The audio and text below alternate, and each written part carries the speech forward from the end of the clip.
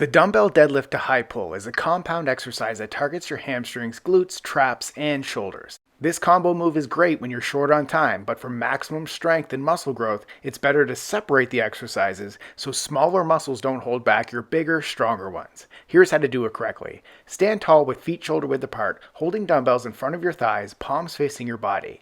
Brace your core and engage your lats. Push your hips back and lower the dumbbells down your legs while keeping a flat back, chest up, and tension in your hamstrings.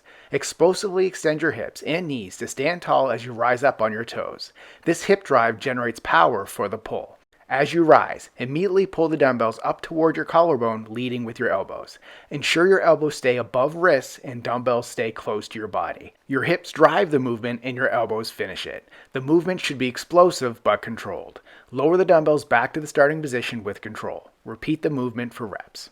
If you want to see real results in the gym, it's time to stop doing random workouts and start following a structured plan. Try my workout app free for 7 days.